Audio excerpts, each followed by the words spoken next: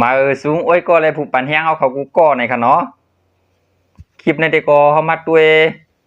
ชื่อจานมีจูไว้ยาวโกโปออกหวานในดีเฮ็ดไว้ปังแข็งค่ะเนาะกวนเตียนไปมีจูมีจวนไปมีก็ฮักก็เปียงในก็มัดด้วยจำกันก็ไหลค่ะวันคิดได้มีอยู่นะพวกไปมีก็คัดใจหาเลยนะคือกับจื้อจานมียาวก็วนไว้ว่าปอออกหวายยาวที่เฮ็ดไว้ปังแขกในก็มาด้วยคลิปในจำกันค่ะเนาะอยู่จังไรลอกลายตัดที่เฮ็ดไว้ปังแขกมุนๆซื่อๆจำกันขนาดไหนครับตอนพี่น้องแขกไผเฮ็ดก็อย่าลืมบอกป้าขากล้องนะ No เฮาดิไปกับควายเพราะว่าเผอแค่เลยลอกลายมันไหนก็เขามัดด้วยจอมกันค่ะเนาะว่ามันดีมือนึก็ด้วยจอมกันค่ะ let's go ว้าว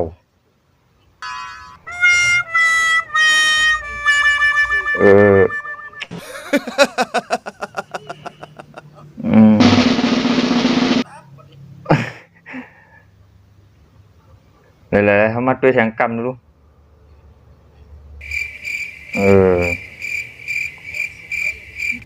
โอ้ลอกลายมัน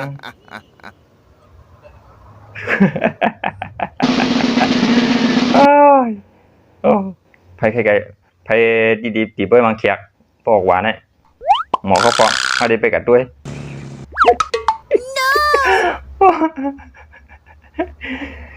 จองว่ามันเปลี่ยนพิงทุ่งกันเหมอมันเป็นพิงทุ่งกันออกมาเหมอนี่นะเขาบอกด้วยจบกันนั่งคลิปกะเธอตีๆป่วยบางเขียก็เตะค่ะเลยนะชื่อจานแต่มีก็คัดใจหาค่ะเลยนะแทงคลิปค่ะเนาะโอเคคลิปนั้นได้ก็มาเลี้ยงตั้งกินเลี้ยงเนี่ยเขาว่าดวงดีเลยใจเขามาด้วยจมกันดูว่า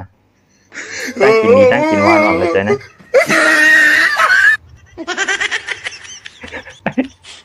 มาเท้าออดกับน้าตั้งกินดีตั้งกินหวานนี่อย่างเอาอันนี้ก็เป็นเหมือนล่างดินว่าไงอยู่นะผมมักโกหวานผมมักโกน้ำตาพันพวกออกกันวางกันนี่เนี่ยจริงๆอายมันได้มันหาได้มูกันเนาะข้าก็พยายามกินกับเขานะก็ขายยำยินอายจำในกาดในขามว่ามักค่ะเนาะอายบ่ถูกคุณนางค่ะนี่ชื่อจานมักโกช่ำดีว่าหวานนี่ค่ะเนาะชื่อจานทำมักโกน้ำตาพันพวกออกกันวางเขาเยอะนะคุยกากางก็ซ้ำกาแก่คันนี้นะโอ้ข้าหันบนขายในกาดในเด้กาบิเจ้าอะเคียงคลิปครับพี่น้องครับมาด้วยจอมกันค่ะเนาะคลิปในก็บินลิงก์เหรอค่ะมาด้วยจอมกันค่ะ let's go อันนี้ค่ะเนาะในก็ปันนั่งกินครับในจะเป็นข้อมูลค่ะ กูเป็นไม่อยู่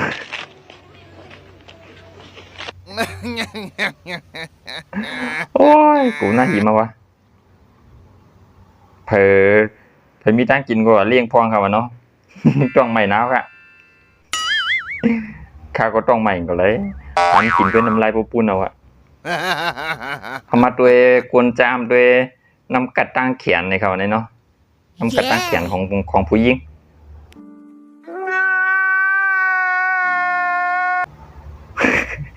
ผู้หญิงกัดบางค่ะนี่มาด้วยค่ะจ่องกัดเก๋มาด้วยย้อมกันค่ะ let's go มันเหี่ยงนางเจียงยาวไปขี่จุดยังวะไปขี่ท่านี่เขาอย่างเปลี่ยนเลยวะจริง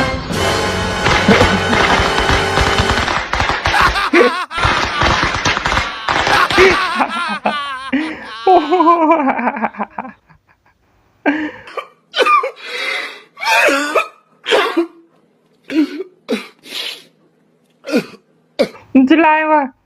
โอ้น่าจะเป็นเรียกกันว่าเฮ้ย Oh no เนาะจึงในก็จามด้วย อย่างเปิ้นจำคุกกัดในเปิ้น เปิ้นนี่ไหนอะตอ พยายามจำด้วยพร้อมกันเนาะเอาอันเหยอะยินก็แล้วค่ะโยงจังหันน้ำกัดนึงด่าหรือชิ้นในกันเนาะ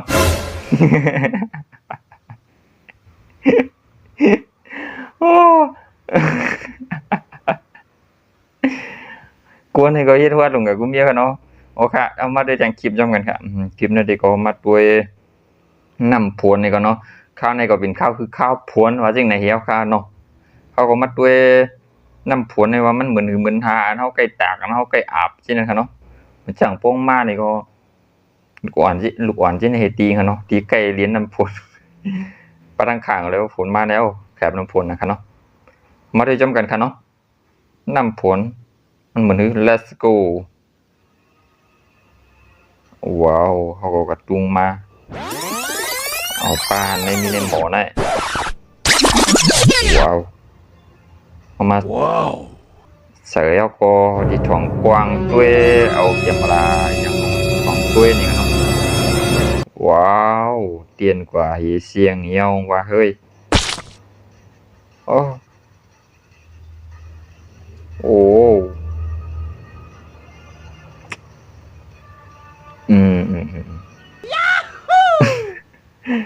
พอดีใกล้เลี้ยนน้ำพวนนี่ก็พังกันอินค่ะเนาะพวงข้าคือข้าวผลในค่ะเนาะไปทางคากองก็แล้ว ให้ลุ่มลาตูนี่ค่ะเนาะลุ่มลาตูเผลอมันให้ไปอยู่ลีคือเข้มนี่ค่ะเนาะตอนตัดตูเจ้าเก่านี่ค่ะเนาะพวกตูเจ้าเก่าลุ่มลาก็เพิ่มลุ่มลาปันเฮานี่ค่ะเนาะออค่ะตอนตัดคลิปเพราะวันมื้อในเด็กก็มีหมอกนายค่ะเนาะเพราะว่าภายในใจนี่ก็ผักเด็กไลน์เด็กแชร์เด็กติดตามให้ปันพองค่ะเนาะตอนตัดคลิปในเด็กก็หมอกนายค่ะหมายถึงค่ะ